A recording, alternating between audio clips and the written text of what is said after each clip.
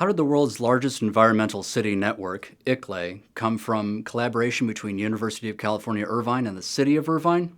Good science policy. Here's the story.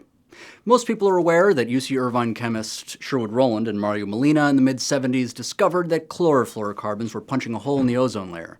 It took over 10 years for the nations of the world to come together and to agree in 1987 to the Montreal Protocol, by which nations would, from the top down, implement CFC bans. Well, in 1989, Irvine Mayor Larry Agron looks on and sees that the nations at that point weren't quite making the amount of progress that everyone had anticipated, so he decides to make Irvine the first city in the U.S. to implement a comprehensive chlorofluorocarbon ban. But he didn't stop there. He also teamed up with Sherwood Rowland himself, and here at the Beckman Center at UCI gathered together what was called the North American Stratospheric Protection Accord. And what they would do there is two things. They gathered American and Canadian local officials, and they would pledge to implement Irvine-style CFC bans.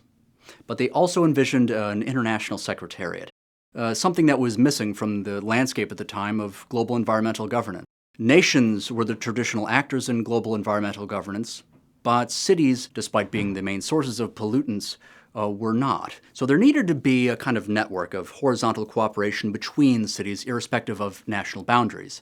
And they were going to call it an international secretariat of sorts of environmental initiatives. They didn't know at the time exactly how they're going to implement it, but they knew they had to.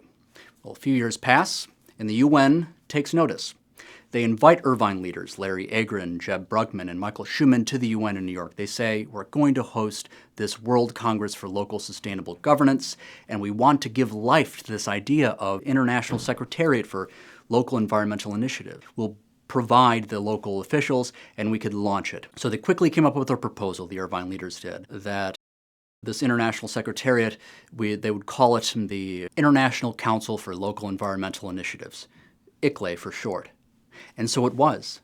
They went to the UN, where 200 officials from around the world gathered and were the first members of this secretariat, of Iclei for the first time, and it was launched.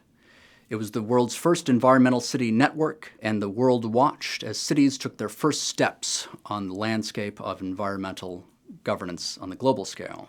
Today, Iclei has grown to nearly 2,000 member cities and is the largest environmental city network on the planet. I'm Ben Leffel, and this is a lesson in good science policy.